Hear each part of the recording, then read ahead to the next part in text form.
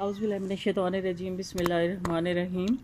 Fourth year, welcome in online classes. دوبارہ سے ہمارا وہی سلسلہ سٹارٹ ہو گیا ہے جو کہ ایک دفعہ فیس ٹو فیس کلاسز میں چینج ہوا تھا، لیکن اللہ تعالیٰ کی شاید اسی میں مصلحت ہے۔ بہرحال ہم دوبارہ سے اپنے آن لائن لیکچر کا آغاز کرتے ہیں۔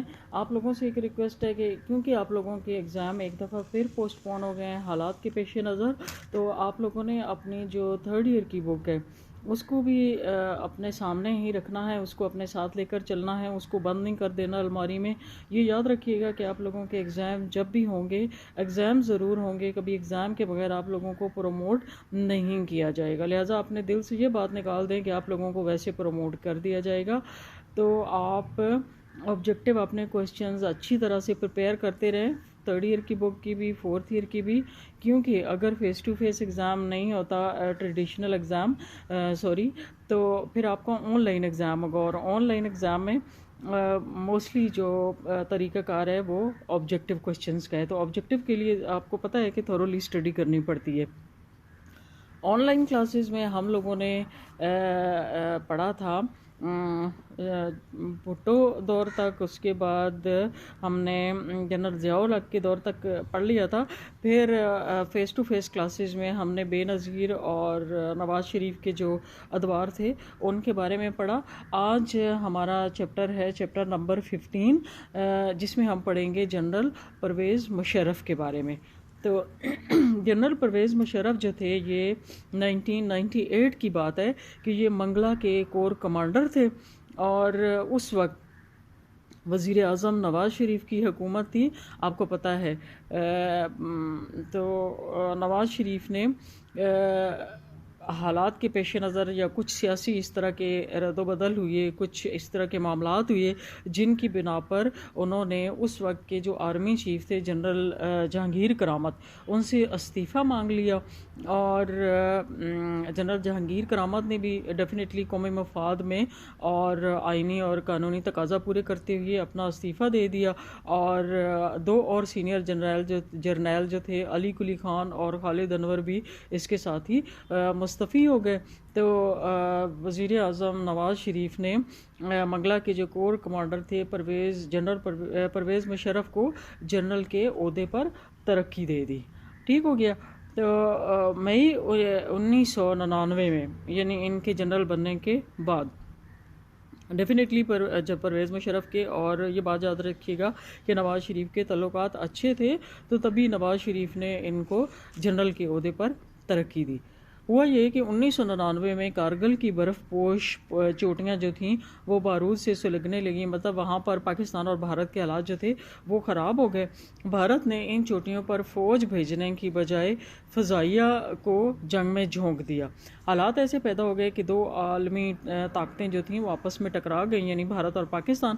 12 جون 1999 کو پاکستان کے وزیر خارجہ اس وقت کے جو تھے سرتاج عزیز، وہ دلی میں جا کر بھارت کے وزیر خارجہ سے اور وزیر اعظم بھارت واجپئی سے ملے، مگر مذاکرات جو تھے وہ ان سے کوئی نتیجہ خیز نہ رہے۔ وہ تو صورتحال کی نزاکت کے پیش نظر امریکی سینٹرل کمانڈ کے جو سربراہ تھے اس وقت، وہ پاکستان آئے، اسلام آباد آئے، اور پاکستان پر کارگل کی چوٹیاں خالی کرنے کے لیے دباؤ ڈالا۔ یعنی انرلی وہ بظاہر تو یہ شک کر رہی تھی کہ دونوں ملکوں کے درمیان میں حالات کو ٹھیک کرنے کے لیے ایک ثالثی کا کردار ادا کر رہے تھے، لیکن انرلی ان کا جھکاؤ کس کی طرف تھا؟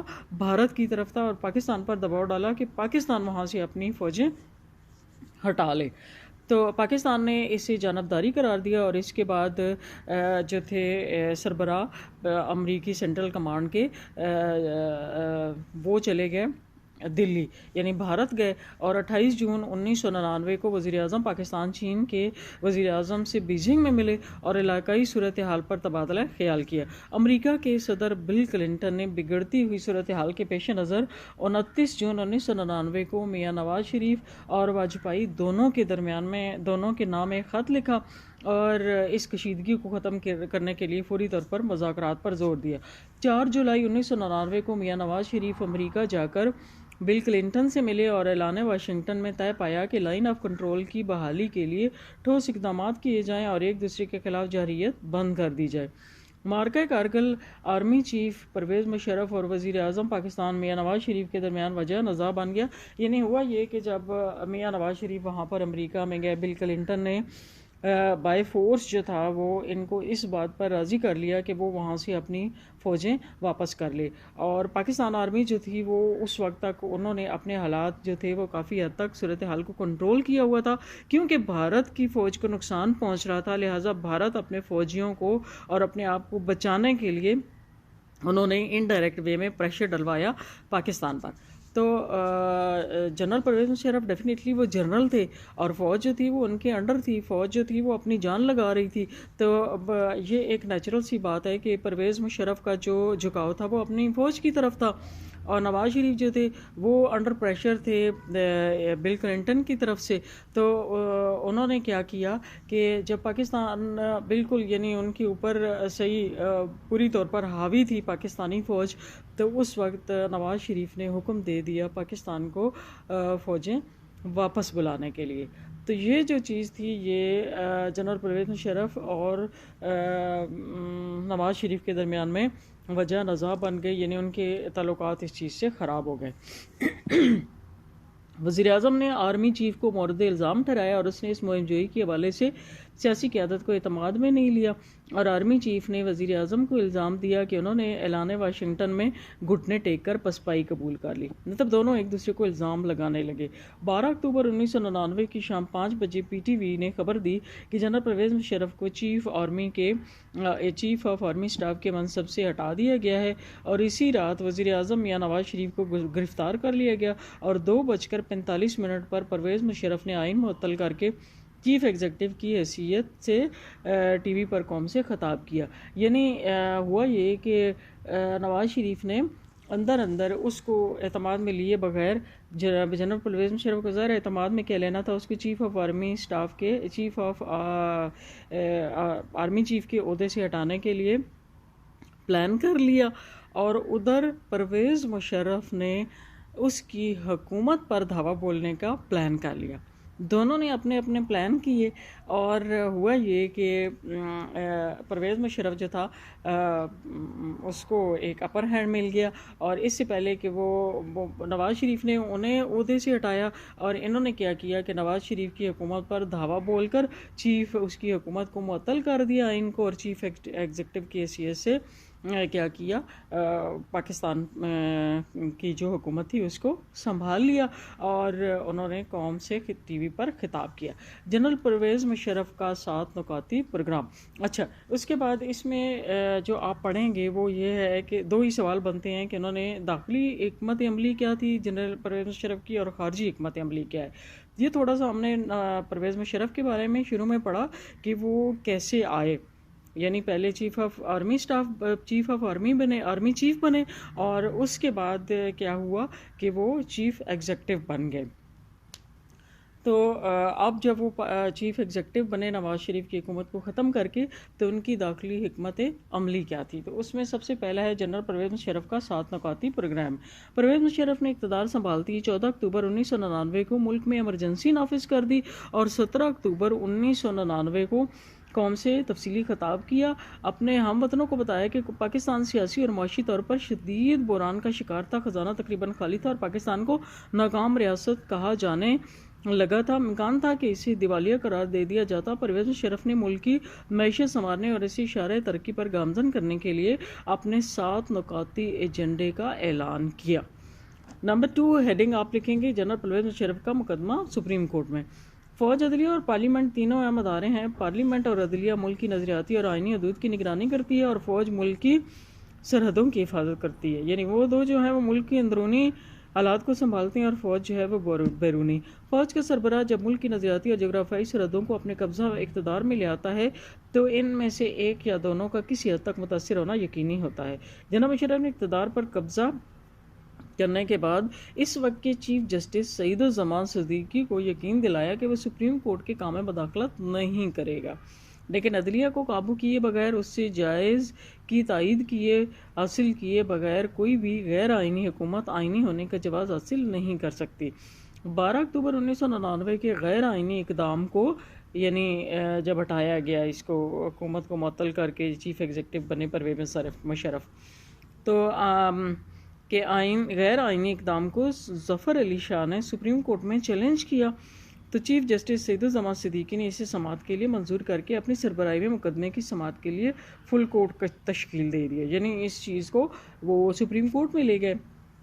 جنرل مشرف کے قانونی مشیروں کو محسوس ہونے لگا کہ سپریم کورٹ ماضی کی روایات سے ہٹ کر فیصلہ کر سکتی ہے، لہٰذا انہوں نے جنرل مشرف کو ججوں سے پی سی او کے تحت نیا حلف لینے کا مشورہ دیا، مطلب نیا جو حلف ہوتا ہے نا اس میں پھر قانون کو چینج کر دیا جاتا ہے۔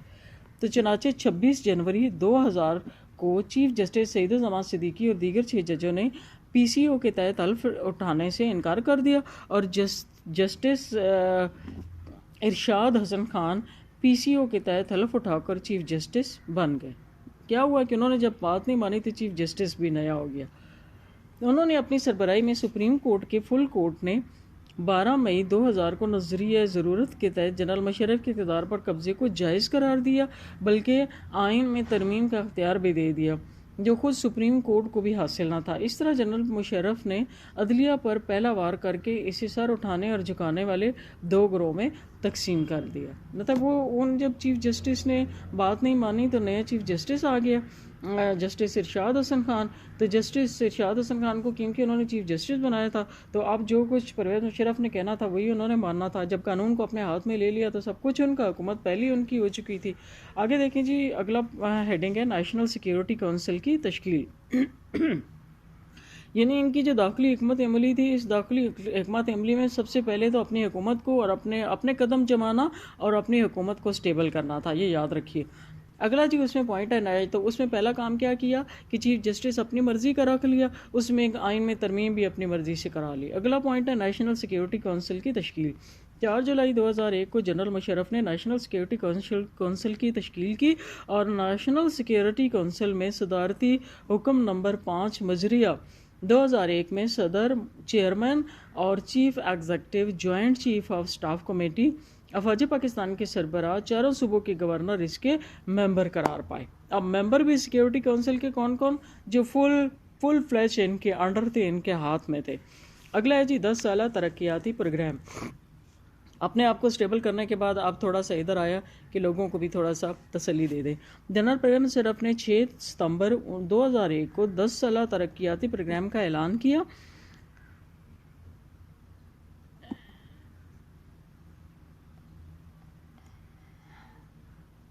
اچھا، 11,287 ارب روپے سے اس پروگرام کا آغاز کیا۔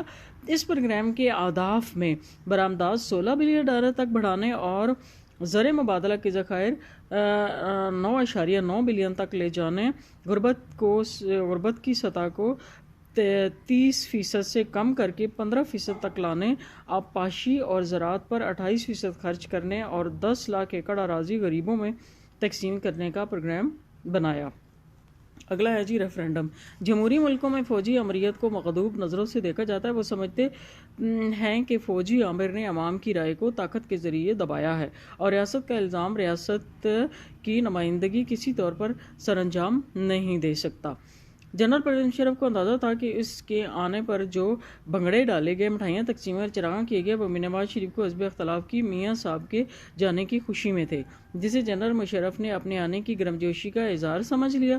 چنانچہ اس نے ایک فوجی ٹوپی کے ساتھ منتخب صدر کا ترا بھی باندھنے کا پروگرام بنایا۔ یعنی پرویز مشرف نے یہاں پر جنرل ہونے کے ساتھ ساتھ صدر بننے کا بھی پلان کر لیا۔ قدسی رفقا نے طرفہ تماشا بننے سے باز رکھنے کی کوشش کی، مگر اس نے سب کی سنی انسنی کر کے، مطلب انہیں اقتدار میں آنے کا جوش اور خوشی جو تھی وہ آگے تک لے گئی، اور انہوں نے سوچا کہ جنرل کے لوگوں نے، سمجھانے والے لوگوں نے سمجھایا کہ آپ 2 عہدوں پر ایٹ اے ٹائم نہیں آ سکتے، اسی کو ہضم کر لیں جو کہ آپ نے حاصل کر لیا، لیکن انہوں نے بات نہ مانی اور 30 اپریل 2002 کو ریفرینڈم کے انعقاد کا اعلان کر دیا۔ پاکستان کی جمہوریت نے دیکھا کہ بابردی جنرل اپنی صدارتی مہم چلا رہا ہے اور 100% کامیابی کا مژدہ سنا رہا ہے۔ چیف الیکشن کمشنر سابق چیف جسٹس ارشاد حسن خان نے اس عظیم کامیابی پر صدر پاکستان جنرل پرویز مشرف کو مبارکباد دی۔ جنرل مشرف کے ایمرجنسی ترمیم آرڈر 2001 کے تحت حکم 2 کے تحت چیف جسٹس ارشاد حسن خان نے مشرف سے صدر کے عہدے کا حلف لیا اور 20 جون 2001 کو انہوں نے صدر پاکستان کا منصب بھی سنبھال لیا، اور بقول جناب ارشاد احمد حقانی جنرل ضیاء الحق کے ریفرنڈم کی طرح جنرل مشرف کا ریفرنڈم بھی شروع میں آزاد، بعد میں شفاف اور آخر میں مادر پدر آزاد تھا۔ یعنی یہ ریفرنڈم کس طرح کا تھا؟ جس ریفرنڈم میں یہ کہا، ریفرنڈم جو تھا کیونکہ اس میں ایک ہی شخص ہوتا ہے کہ آپ اس کو مانتے ہیں یا نہیں مانتے، اور اس ریفرنڈم میں کچھ لاکھ کی بھی بات ہوتی ہے۔ یہ ریفرنڈم اس طرح کا تھا کہ وہاں پر بیلٹ پیپر بھیجے گئے اور بے تحاشا لوگوں نے ووٹ کیا، اور جہاں پر نہیں بھی کیا تھا تو بہت ساری ویڈیوز اس طرح کی آن لائن آئیں، بہت ساری خبریں آئیں، تصویریں اس طرح کی آئیں کہ جو وہاں پر پریزائڈنگ آفیسرز تھے یا تھیں، انہوں نے کیا کیا کہ جب کوئی نہیں نہ آ رہا تھا تو جب یعنی ووٹ ڈالنے کے لیے، تو اس دوران میں وہ کیا کرتے تھے، خود ہی اسٹیمپ لگا کے نا، تو خود ہی اسٹیمپ کر کے بیلٹ پیپر وہ باکسز میں ڈالتی گئیں، اور وہاں پر کمپٹیشن شروع ہو گیا کہ کس کے بیلٹ پیپر، کس کے باکس سے کتنے بیلٹ پیپر نکلیں گے، تو جتنے عوام نہیں تھے اس سے زیادہ اس کو ووٹ مل گئے۔ نیشنل کمانڈ اتھارٹی کا قیام، اصل میں بات یہ ہوتی ہے کہ جب کوئی چیز کسی کی نصیب میں لکھ دی جائے نا تو پھر حالات بھی سارے جو ہیں وہ اس کی سائیڈ میں چلے جاتے ہیں، یہ ایک نیچرل سی بات ہے۔ نیشنل کمانڈ اتھارٹی کا قیام اگلا ہیڈنگ ہے۔ 30 فروری 2001 کو پاکستان میں ایٹمی پالیسی کی تشکیل، اسلحہ کی تنصیب، کمانڈ اور کنٹرول کے لیے نیشنل کمانڈ اتھارٹی بنا دی گئی۔ اس اتھارٹی کی نگرانی میں 7 فروری 2001 کو ہدف میزائل جس کی رینج 100 کلومیٹر تھی کا کامیاب تجربہ کیا گیا۔ 11 مارچ 2001 کو پاکستان ایٹمی کمیشن کا ڈاکٹر پرویز بٹ کو چیئرمین بنایا گیا، اور اسی روز کوئٹہ ریسرچ لیبارٹریز کا ڈاکٹر عبدالقدیر خان کی جگہ ڈاکٹر جاوید مرزا کو چیئرمین بنایا گیا۔ 26 مئی 2002 کو 1500 کلومیٹر مار کرنے والے غوری میزائل کا کامیاب تجربہ کیا گیا۔ 28 مئی 2002 کو 290 کلومیٹر مار کرنے والا غزنوی میزائل کا کامیاب تجربہ کیا گیا۔ 1 اگست 2002 کو نیا میزائل شاہی 3 تیار کیا گیا۔ 15 اکتوبر 2002 کو میزائل شاہین 1 کا کامیاب تجربہ کیا گیا، اور 9 اکتوبر 2002 کو ہدف چہارم کا کامیاب تجربہ کیا گیا۔ 10 دسمبر 2002 کو پاکستان ایٹامک انرجی کمیشن کے چیئرمین پرویز بٹ نے 2 نئے ایٹمی پاور پلانٹ لگانے کے فیصلے کا اعلان کیا۔ 8 مارچ 2004 کو 1000 سے 1800 کلومیٹر تک درست نشانہ لگانے والے ایٹمی میزائل شاہین کا کامیاب تجربہ کیا، اور 29 مئی 2004 کو 1500 کلومیٹر تک مار کرنے والے غوری میزائل 8 دسمبر 2004 کو ایٹمی میزائل شاہین، اور 12 اگست 2005 کو کروز میزائل بابر، اور 20 فروری 2006 کو ایٹمی میزائل ہدف روم کا 200 کلومیٹر ہدف بنانے کا کامیاب تجربہ کیا گیا۔ ٹھیک ہو گیا۔ میرے خیال میں آج کے لیکچر کے لیے اتنا کافی ہے۔